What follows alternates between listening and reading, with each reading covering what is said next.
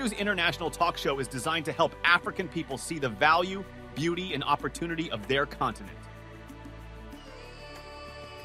The narrative of the continent of Africa has been wrongly told. We want to inspire a new generation of motivated Africans to promote the continent in positive ways. Join our channel and learn more about our continent, more about our history, and be a part of the new narrative of Africa. Our topics are unique.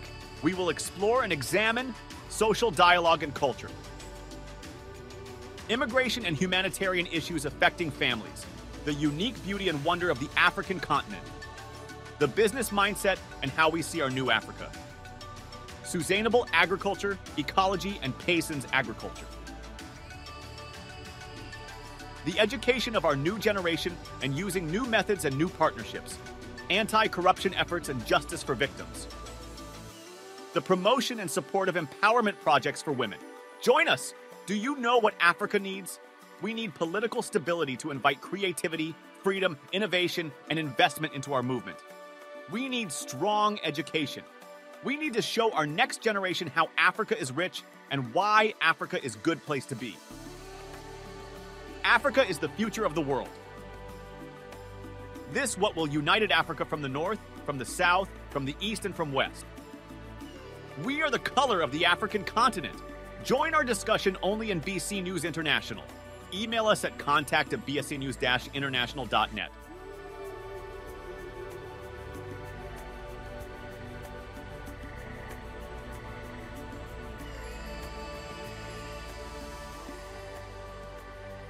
OR, call us on 00-225-27-2433, 4940, or WhatsApp us on 00-2250-77-887-6462.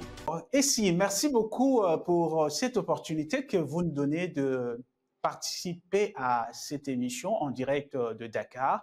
Dites-nous un peu qui vous êtes et quelle est votre profession. Déjà, merci à vous. C'est plutôt moi qui vous remercie de m'avoir invité sur votre plateau pour débattre d'un thème aussi intéressant qu'est l'entrepreneuriat en Afrique. Alors, félicitations pour ce que vous faites pour l'Afrique. Je suis Essie Cody, CEO de Memorable Experience, une entreprise qui a pour mission de développer et de maintenir des relations durables d'une entreprise avec ses clients grâce à des stratégies et des solutions Customer Care taillées sur mesure. Parallèlement, j'ai une académie qui forme également les entrepreneurs qui aimeraient eux-mêmes prendre le lead de tout ce qui est Customer Care au sein de leur entreprise. Et comme vous l'aurez peut-être su, je suis une vraie passionnée de la relation client.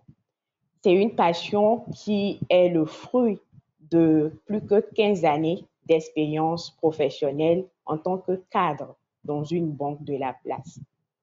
Et c'est toujours un plaisir pour moi d'échanger des expériences sur la question de gestion de relations clients.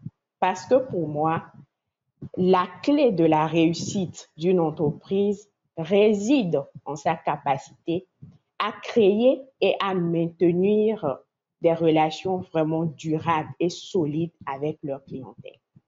Donc, une fois encore, merci pour l'invitation.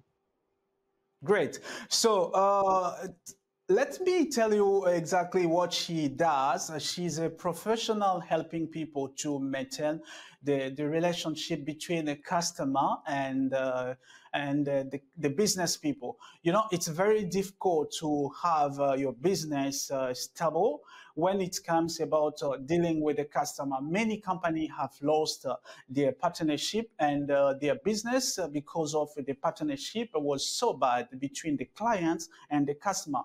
This is what she does exactly to advise people on how to take care of your relationship with your company.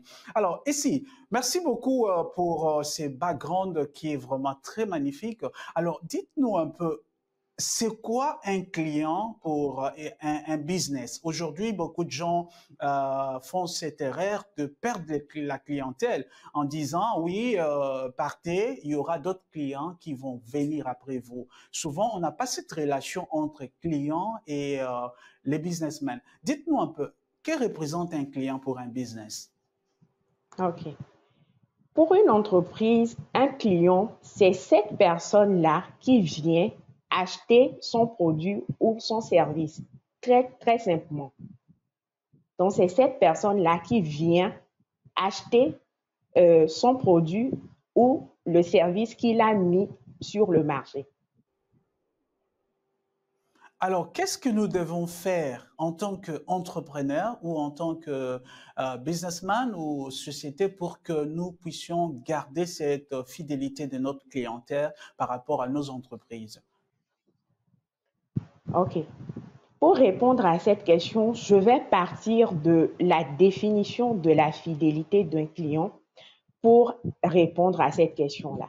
Alors, c'est quoi la fidélité d'un client? La fidélité d'un client, c'est cette décision-là que prend le client de revenir acheter une prochaine fois notre produit ou service.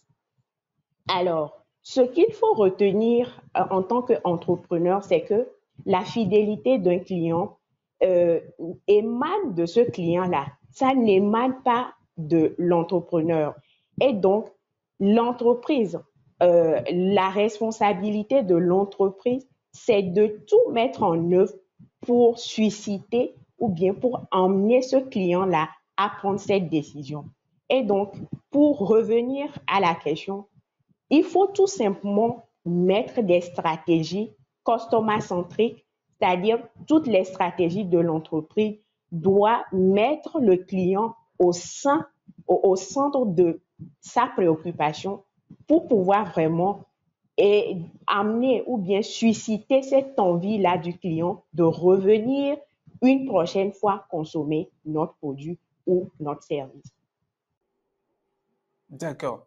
Okay, so some of us we started business without having a business plan, and you have a money, and you say, okay, this is the time I want to set up business, but you didn't check first who are the counterparts of the business you want to embed to, and you don't even know about the area where you want to start your business, and some of the entrepreneur has failed because of that. Building your business plan, it's something very important for the business mind. So we are discussing with someone who is very dedicated in the sector of business. Alors, Essie, dites-nous un peu, qu'est-ce que ça fait à un business de se lancer sans comprendre qui sont c'est qui la clientèle et qui sont les cibles pour l'entreprise et sans un business plan? Lorsqu'un entrepreneur se lance et met en place ou bien met sur le marché un produit ou un service, si cet entrepreneur-là ne prend pas le temps d'étudier ou bien de maîtriser, de connaître sa cible ou bien de connaître la clientèle qui viendra acheter son produit ou service, je dirais tout simplement que il part pour échouer parce que l'entreprise produit pour une cible, l'entreprise produit pour un client, produit pour une catégorie de personnes qui sont prêtes à acheter. Mais si vous partez sans connaître cette cible-là, sans connaître ce que ces clients-là, ces personnes-là qui vont venir acheter votre produit, vous ne les connaissez pas, vous ne savez pas ce qu'ils attendent de vous. Vous partez pour un échec planifié en réalité. Donc, ce qui est important pour un entrepreneur, c'est de connaître la cible idéale, prête à acheter son produit qu'il met sur le marché. Et il faut aussi, en dehors de connaître cette cible-là, maîtriser les attentes de cette cible-là. Qu'est-ce que ce client-là attend de ce produit? Qu'est-ce que le client attend de l'entreprise pour être vraiment satisfait de ce qu'il met sur Okay, so sometimes we ask ourselves a question about how, as a marketer and as a businessman, I can assist a company to succeed or to achieve its goal. And it's sometimes difficult to help someone who really doesn't know himself where he wants his company to go through. So that's why we have an expert in this show to explain to us how we can help people who even they are on their way to fail, how we can save them, how we can rescue them from going for failing.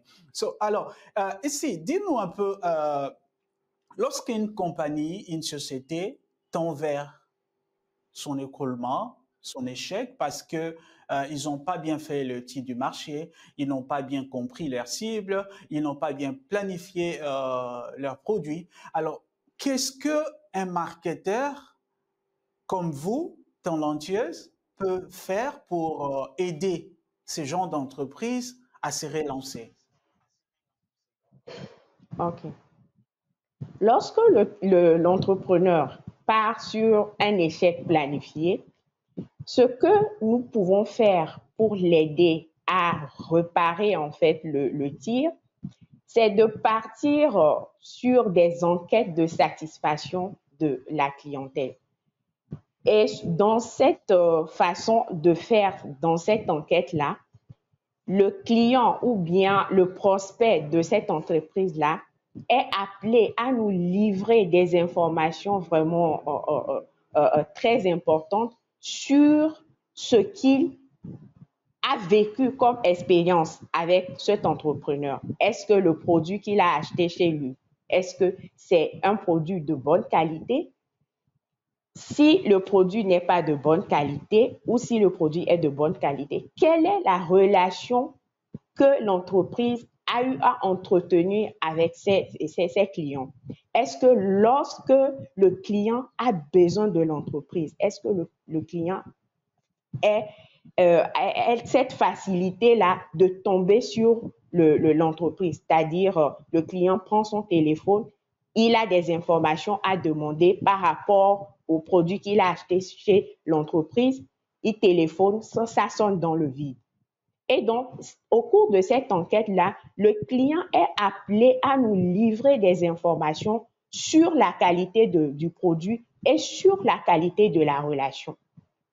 Et donc, avec ces informations, on fera un rapport à cette entreprise-là pour lui dire le produit, les informations qu'on a eu à recueillir concernant la qualité du produit et concernant la qualité de la relation.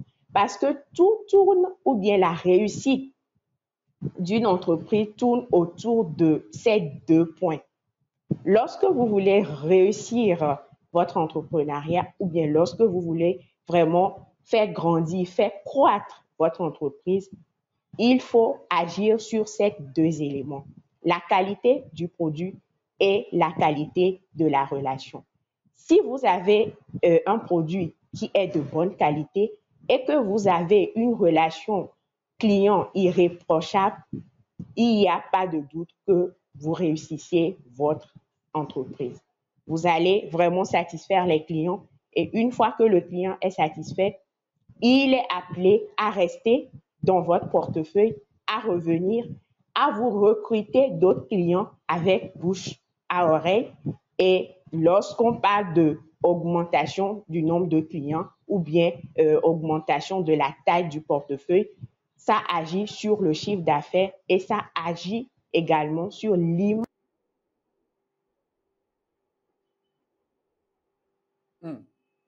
So sometimes we ask ourselves a question, what is a success company? If I have my company, I want to say my company is really succeeding and is booming and is going for a big scale. So what is really a success company? So that's why we bring in an expert, someone who assists people all about 15 years that's working on that sector to help people to make their company succeed. Alors, ici, dites-nous un peu, c'est quoi une société réussie?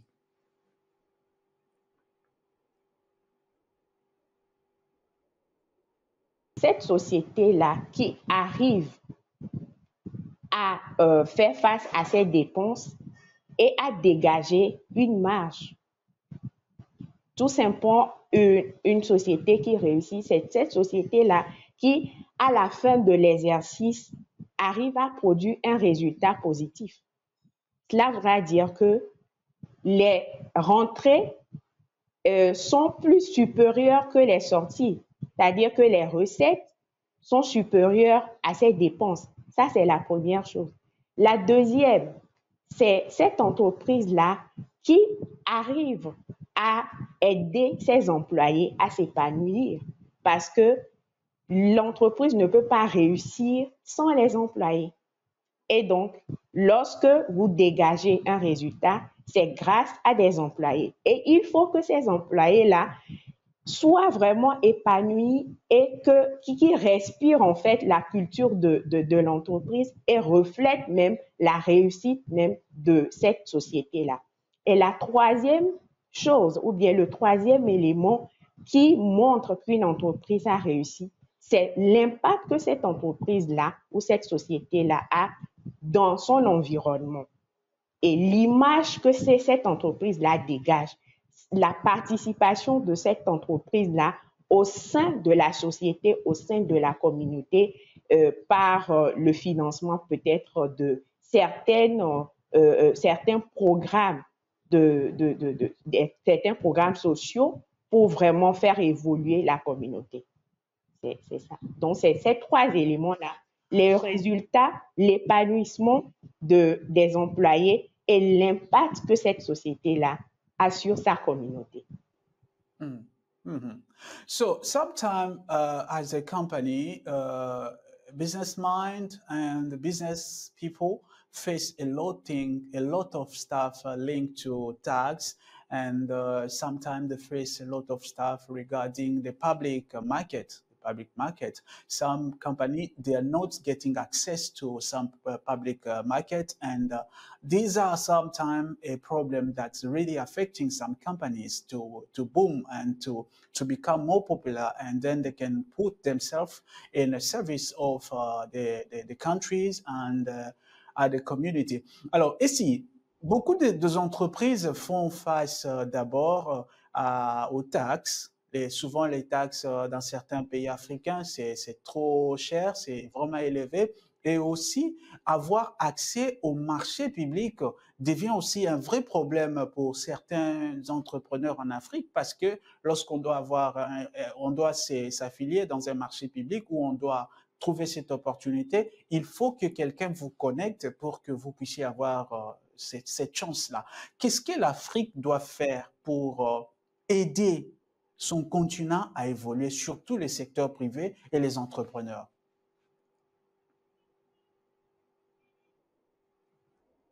Pour que l'Afrique puisse vraiment apporter un soutien à ces entreprises-là pour les permettre d'émerger, il faut que les États puissent mettre en place des programmes dédiés pour, premièrement, former ces entreprises-là sur la bonne gouvernance. Parce que pour pouvoir vraiment tenir la tête haute sur le marché public ou sur le marché international, il faut vraiment prouver que vous avez vraiment des politiques de bonne gouvernance au sein de votre entreprise. Et donc, tout ça là arrive lorsque les dirigeants de cette entreprise-là sont initiés ou maîtrisent en réalité les techniques de la bonne gouvernance. Donc, l'État doit mettre en place des programmes pour pouvoir former ces entrepreneurs, former ces entreprises, former les dirigeants de ces entreprises-là africaines à pouvoir vraiment pratiquer la bonne gouvernance au sein de leur entreprise. Deuxièmement, l'État doit aider ces entreprises qui vraiment font leurs preuves sur le marché, qui n'ont pas des moyens pour se financer, pour pouvoir vraiment grandir, de pouvoir les financer. Parce que c'est toujours bien pour ces entreprises-là d'avoir comment on dit, un soutien financier pour pouvoir vraiment mettre en place pas mal de choses, des outils qui leur permettent vraiment d'être présents effectivement sur le marché, que ce soit sur le marché public ou sur le marché privé.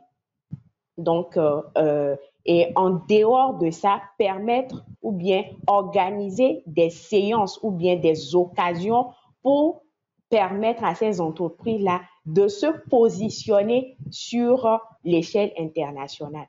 Parce que, qu'on le veuille ou pas aujourd'hui, il y a la mondialisation et il faut vraiment que nos entrepreneurs africains puissent vraiment se frotter aux réalités hors de leur pays, au réseautage. Aujourd'hui, il faut vraiment avoir des contacts hors de son pays et pour pouvoir vraiment s'échanger, partager des expériences, savoir ce que les autres font dans le même domaine ou carrément ailleurs. Il y a toujours quelque chose à apprendre chez les autres parce que ce que tu fais peut être bien, mais ce que les autres font peut t'aider vraiment à améliorer ce que tu as déjà. Donc, pour résumer, il faut que l'État mette des programmes pour former les entreprises sur la bonne gouvernance.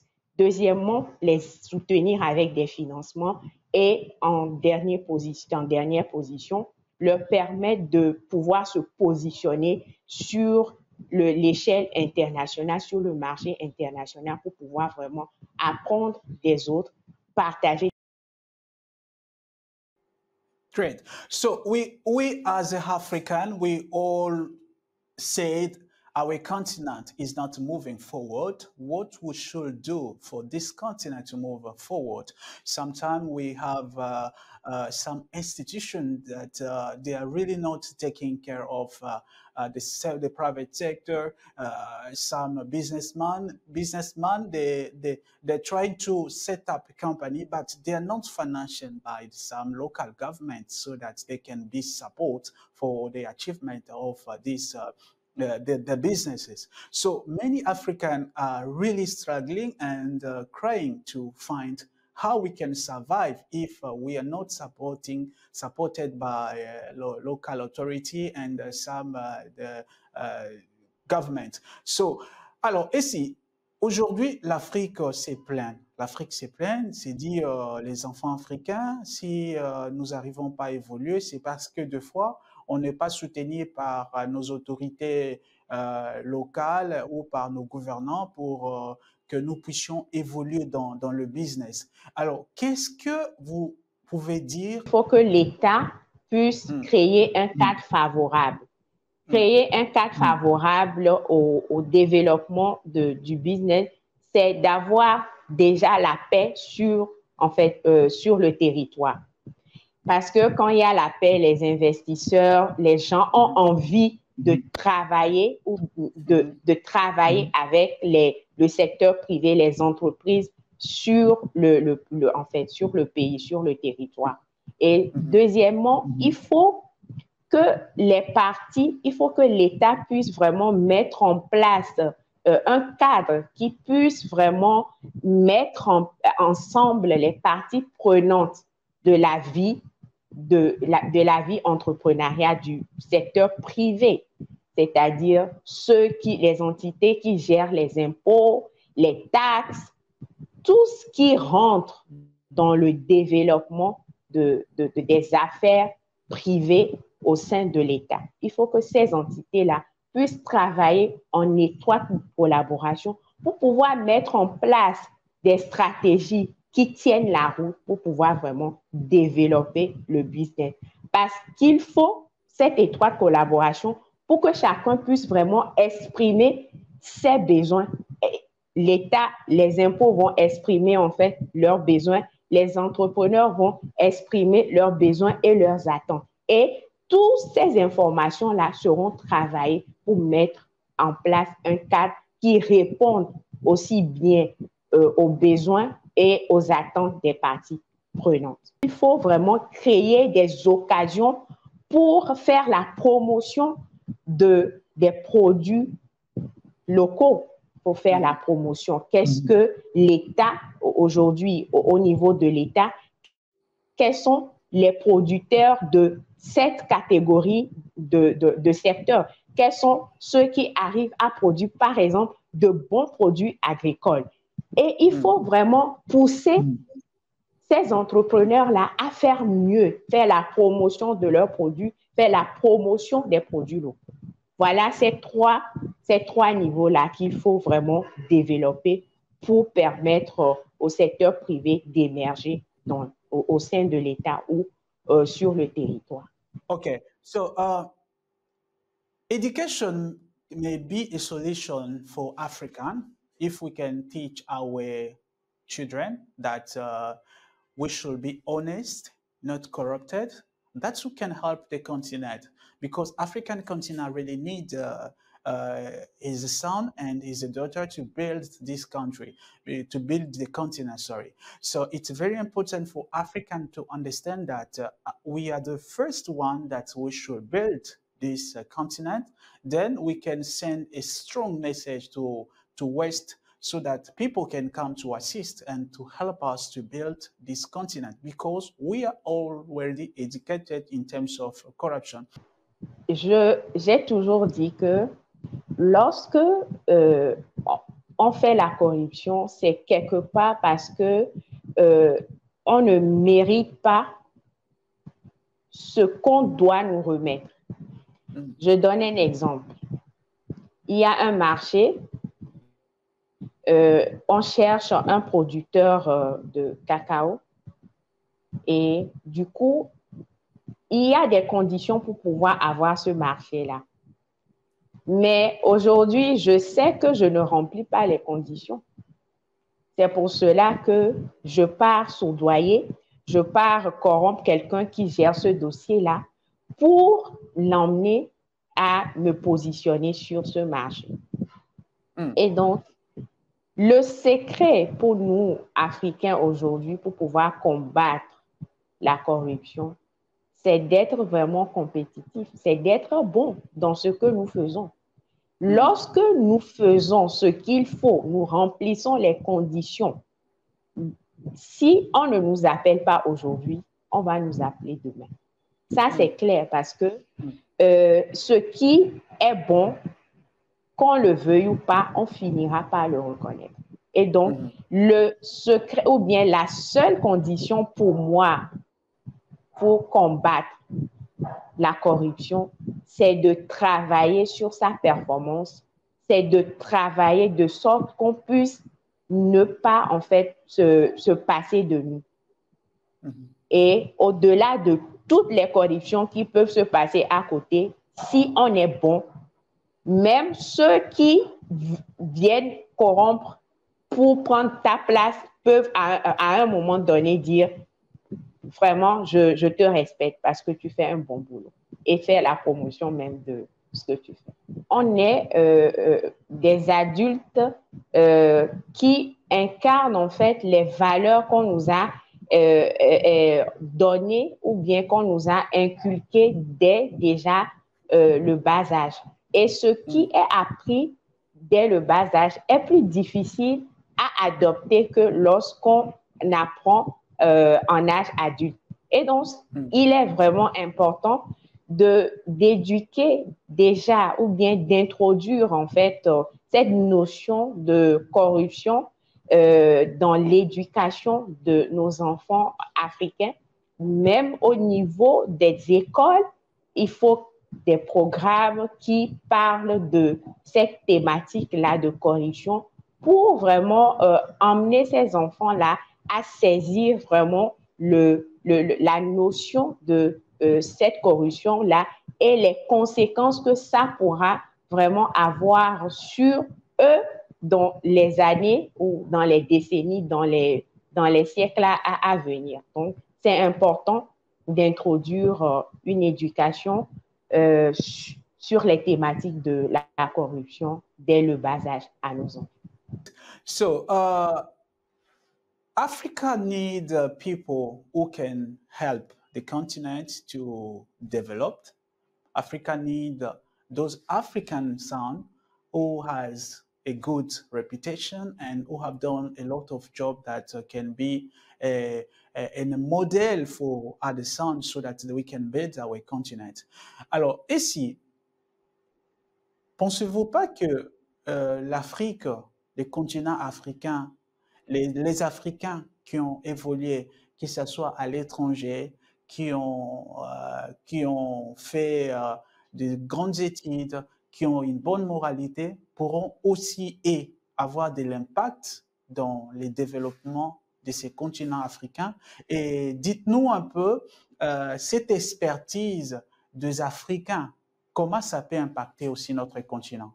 Cela peut se faire dans la transmission des expériences à travers des programmes où que ces personnes qui sont des modèles puissent vraiment donner la main, en fait, tendre la main à ceux qui en ont besoin pour partager leurs expériences dans tous les domaines dans lesquels ils ont évolué ou bien dans les domaines dans lesquels ils ont une certaine expertise.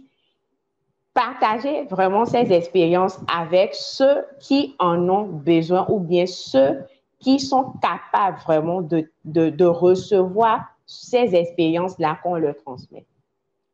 On peut également parler des entreprises que ces modèles-là peuvent créer et à travers ces entreprises-là, faire ressortir des produits ou des services qui parlent de ces expertises-là.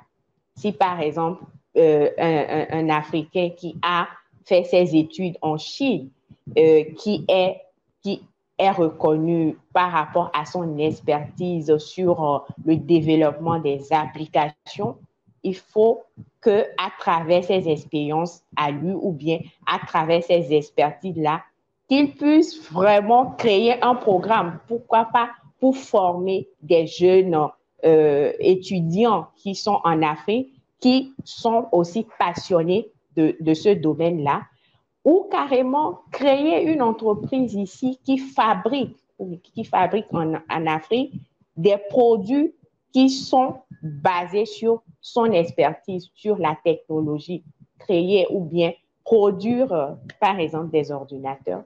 J'en connais au Bénin qui produisent des ordinateurs. Donc, il faut l'envie de transmettre ces expertises-là aux personnes qui sont disponibles, disposées, qui sont capables de recevoir et faire de ces expertises-là un métier. Alors, l'Afrique a besoin de ses fils et de ses filles qui ont prouvé à l'étranger, comme dans le continent africain, qu'eux aussi sont capables d'aider nos frères et sœurs à évoluer. Alors, dites-nous un peu, ces genres de personnes, ces Africains qui sont aujourd'hui des champions de modèles, comment ils pourront aussi impacter notre continent? Okay, so Essie, we know that you present yourself as you are a link between customer and the businessman. That's what you work. That's where you have experience, and we are great to have you. You know, Africa need the people that can share the experience. Africa need the people that they can teach to others. This is how I did to succeed. This is how you can follow up as well.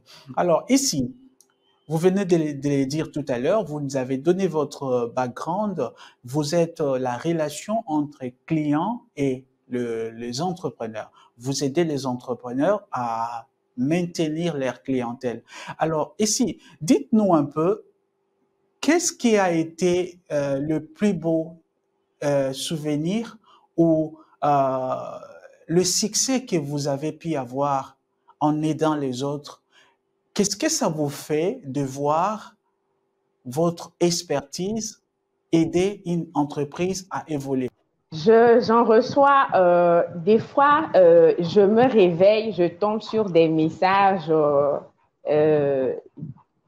témoignages, en fait, de témoignages de mes clients, des personnes, des entrepreneurs que j'ai accompagnés sur vraiment des problématiques aussi importantes pour le développement de leur entreprise. Et quand je me réveille et que je tombe sur un message qui me dit merci de m'avoir accompagné, grâce à cet accompagnement-là, j'ai pu atteindre tels objectifs qu'on s'est fixés, j'ai perdu tel nombre de clients, mais aujourd'hui, j'ai pu récupérer tel nombre sur tel budget. Et en dehors de ces messages-là, quand on les reçoit, c'est vraiment un plaisir, c'est vraiment l'honneur pour nous de savoir qu'on participe et qu'on met aussi notre pierre pour la construction d'une entreprise ou l'évolution du continent. Alors, je vais partager avec toi les coulisses ou bien un souvenir qui m'est vraiment resté par rapport à un accompagnement que j'ai fait à une entrepreneur qui est basée ici à Dakar. Je précise que je travaille aussi avec des entrepreneurs hors de Dakar. Donc, la dame, elle est spécialisée dans tout ce qui est fleurs. Elle a une boutique florale. Et quand elle m'avait fait appel, elle avait eu un problème, un grand problème, parce qu'au cours de la fête des mères, elle a eu à perdre beaucoup de clients, pratiquement la moitié de ses clients, parce qu'entre-temps, les gens appelaient, la plupart des commandes n'ont pas été vues ou bien ont été vues après la fête. Et les commandes n'ont pas été, bien sûr, quand c'est pas vu, quand c'est pas noté, ça sera pas livré. Et les clients étaient vraiment fâchés. Il a perdu la moitié de sa clientèle. Et donc, quand on a travaillé, en dehors de cette perte-là, on a travaillé sur 2 objectifs, la reconquête de ces clients-là et la mise en place des stratégies pour pouvoir vraiment entretenir la relation client. Et donc, dans mon accompagnement, je lui avais fait des propositions d'activités pour qu'elle puisse être en contact, pour qu'elle puisse se connecter à ses clients et connaître davantage ses clients. Et lorsqu'on a fini la séance, elle était vraiment émue en pleurs et elle m'a fait une confidence. Elle m'a dit que quand elle a fait cette séance-là avec moi, elle ne s'attendait pas à avoir ces idées-là parce que elle s'est toujours demandé, elle se limite juste à une simple vendeuse de fleurs. Mais avec les stratégies ou bien les activités que je viens d'incorporer dans son organisation, par exemple, avoir un after-work pour permettre à ses clients de venir découvrir les coulisses ou bien découvrir les types de fleurs, elle me dit ça lui permet en fait de sortir de cette image d'une simple vendeur de fleurs et de se retrouver ou bien d'avoir une image beaucoup plus en vogue, beaucoup plus importante qu'une simple vendeuse de fleurs. Et dans cette séance-là, quand on l'a fini, ces mots-là retentissent très souvent dans ma tête parce que au-delà de ce que nous faisons pour aider les entrepreneurs à développer leur business, à accroître leur chiffre d'affaires, il y a ce côté émotion, ce côté valorisation de la personne même ou bien de la personnalité de cet entrepreneur-là qui prime sur tout ce qu'on fait en tant qu'accompagnateur. So, African continent really struggling to make its people developed and African has a lot of sector that needs development, training and facility. Alors, l'Afrique aujourd'hui a besoin de développer son secteur privé et surtout donner accès à certaines formations à la jeunesse pour que la jeunesse puisse s'en sortir aujourd'hui. Alors, qu'est-ce que vous pouvez nous dire par rapport à votre expérience? La plupart des gens que vous avez coachés, que vous avez aidés à maintenir leur clientèle, quel était le vrai challenge ou le vrai défi qu'ils ont fait face? OK. Le premier challenge, c'est le budget. Parce que les entrepreneurs aujourd'hui, quand ils se lancent, ils ont un budget réduit par rapport aux accompagnements auxquels ils doivent souscrire pour pouvoir vraiment faire développer leur entreprise. Et donc, on tombe sur des gens qui disent souvent, oui, je pensais que votre accompagnement était gratuit et je ne pensais pas que je devais payer, je ne suis qu'une nouvelle entreprise et vous savez ce que c'est que se lancer. Lorsqu'on se lance les premières années, c'est pas ça, donc on a un budget réduit. Et donc, ça, c'est le premier challenge. Les entrepreneurs débutants ont cette limite ou bien ce challenge-là. Ils n'ont pas assez de ressources pour pouvoir vraiment aller se faire former. Et au-delà de ce challenge-là, au-delà de cette restriction ou bien au-delà du fait qu'ils n'ont pas assez de budget, il y a également ce mindset des entrepreneurs africains qui pensent que la formation, c'est pas aussi important. Il suffit d'avoir un bon produit, il suffit de savoir vendre pour conquérir le marché. Alors que en réalité, le produit seul ne suffit pas pour faire ses preuves sur le marché. C'est pas le produit qui va aller marcher pour aller rencontrer le client, mais c'est toute une organisation, c'est toute une compétence derrière la compétence technique qui consiste à mettre en place un produit ou un service qui répond à un besoin. Et donc, pour vraiment avoir ces soft skills, ces compétences-là, il faut aller se former. Et donc, il faut qu'on travaille nos pairs en fait, entrepreneurs surtout sur la partie francophone de l'Afrique, qu'il faut avoir des compétences en dehors de la compétence technique ou bien en dehors de mettre en place, de réfléchir et mettre en place un produit. Souvent, c'est la partie francophone de l'Afrique qui a ce mindset parce que la partie anglophone n'ont pas, en fait, j'ai eu aussi à travailler, à échanger avec des entrepreneurs dans la partie anglophone de l'Afrique. C'est des gens qui ont déjà ce mindset.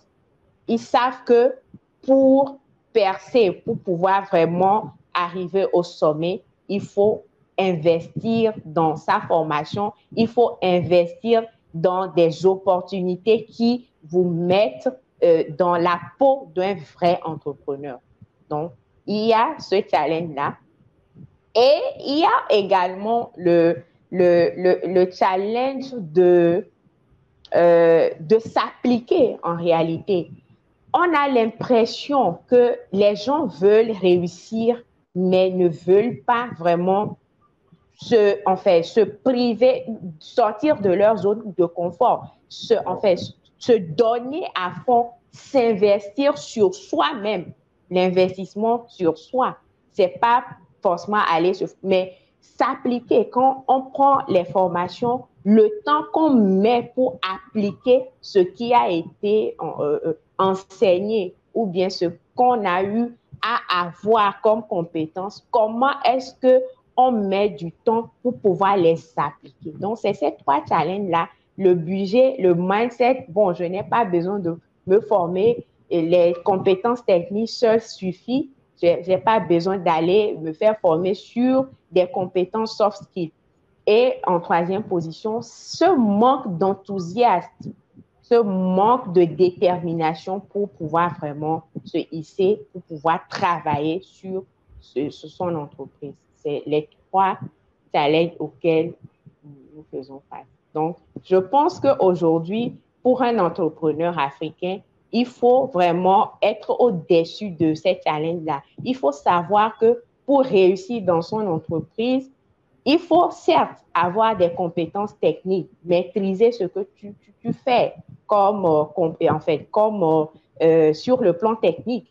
Mais en dehors des compétences techniques, il faut se former pour avoir d'autres compétences qui sont des compétences pas forcément techniques. Comment pitcher, comment entretenir des relations avec tes clients, ça s'apprend, c'est des choses qui s'apprennent. Et soit tu le sais ou tu ne le sais pas. Et tant que tu n'as pas les informations nécessaires ou bien la compétence nécessaire pour mettre en place les stratégies qu'il faut pour pouvoir vraiment entretenir tes clients, tu peux beau lire, je ne sais pas ce que tu peux lire sur net, mais ton business restera toujours à une étape qui n'est vraiment pas attrayante. Et en plus de ça, il faut que l'entrepreneur s'applique, se donne le temps d'appliquer ce qu'il apprend. Et voilà, donc c'est ces trois dispositions qu'un entrepreneur doit faire aujourd'hui pour pouvoir vraiment se démarquer des autres. So this program is about Africa. It's about the African continent, how we can build this continent, how we can pull out Africa from the misery side to succeed. When it comes about talking about Africa today, it's poverty, it's instability, and all bad things. So we are trying to talk to African people to understand that this continent belongs to us and we are the only one that we can build this continent before we wait for the West to come to assist us. Et si nous sommes à la fin de notre débat, de nos échanges, alors qu'est-ce que vous allez dire aux Africains? Quel message vous allez lancer à tous nos frères africains pour que cette mindset puisse être quelque chose que nous allons s'emparer pour que nous puissions sortir notre continent de la misère?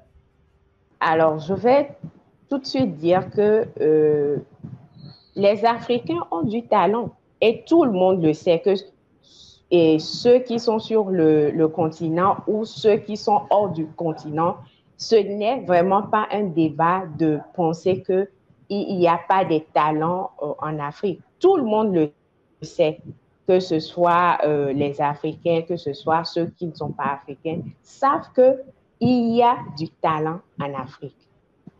Et pour vraiment enlever cette image de pauvreté, de ce qui est démodé, et donc quand on veut parler de ce qui n'est pas bien, c'est l'Afrique, il faut que nous-mêmes, en tant qu'Africains, nous puissions vraiment prendre une décision de déjà reconnaître le fait qu'on a du talent.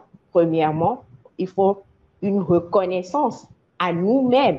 Ça nous permet de vraiment prendre la mesure de la chose et savoir où aller. Parce que pour pouvoir vraiment entretenir quelque chose, il faut être conscient que cette chose-là existe. Donc, nous devons savoir que nous avons du talent. Ça part de là. Et de deux, nous devons changer de mentalité. Nous devons comprendre que même la manne, quand ça tombe du ciel, il faut aller chercher. Et il y a un temps, lorsque tu pars chercher ce qui est cadeau, il y a un temps pour que ça finisse. Et donc, pour vraiment avoir une évolution qui dure dans le temps, il faut s'investir sur soi, sur ce qu'on fait. Parce que je n'ai jamais vu quelqu'un qui s'investit sur soi, qui est toujours resté au niveau où il était. Même si c'est 5 minutes de lecture que vous faites chaque jour, vous pouvez dire que c'est juste 5 minutes. Mais dans 10 jours, c'est 50 minutes. Dans 100 jours, c'est 500 minutes. Et ainsi de suite. Donc, les efforts que nous allons faire, aussi minimes qu'ils soient, il faut que nous le fassions. Il faut qu'on comprenne qu'il faut qu'on s'investisse, qu'on fasse des efforts pour pouvoir vraiment apprendre et à mieux faire, à aller de l'avant et éviter d'attendre que les solutions viennent d'ailleurs. Les solutions, nous les avons. Il suffit qu'on prenne sur nous d'aller à la recherche de ces solutions. Je ne vois pas pourquoi les gens vont quitter ailleurs pour venir exploiter ce que nous avons déjà. Au moment où des gens sur place peuvent même faire mieux que ceux qui viennent nous montrer comment utiliser nos propres ressources. Donc, il faut vraiment que l'Africain d'aujourd'hui puisse changer de mentalité, éviter de penser que la solution viendra d'ailleurs, et la solution viendra de nous. Et pour qu'il y ait une solution, il faut qu'on travaille sur nous-mêmes. Et lorsqu'on travaille, le résultat, on l'aura. Même si ça va prendre le temps, on arrivera. Donc, voilà ce que moi, je pourrais dire pour un Africain qui nous regarde aujourd'hui. Essie, thank you so much for this strong word. So, dear viewer, this program is to assist African and the African continent to stand up. So, we send a strong message to all Africa who has a good background, who has a talent, who can share that experience in this program so that all African continent can understand that we can stand together to build this continent. Africa needs son and daughter of this country, this continent, to build this continent. So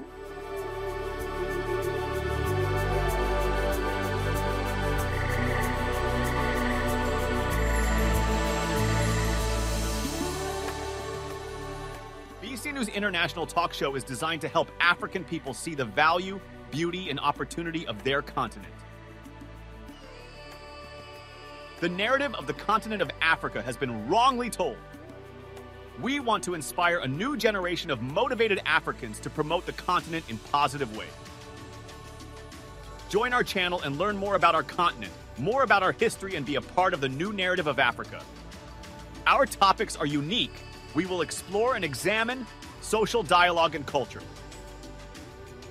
immigration and humanitarian issues affecting families, the unique beauty and wonder of the African continent, the business mindset and how we see our new Africa, sustainable agriculture, ecology, and Payson's agriculture,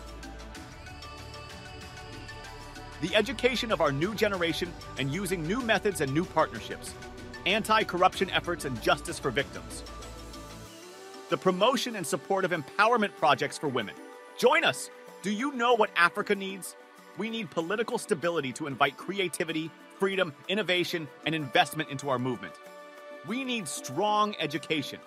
We need to show our next generation how Africa is rich and why Africa is a good place to be. Africa is the future of the world. This what will united Africa from the north, from the south, from the east, and from west. We are the color of the African continent. Join our discussion only in BC News International. Email us at contact@bscnews-international.net.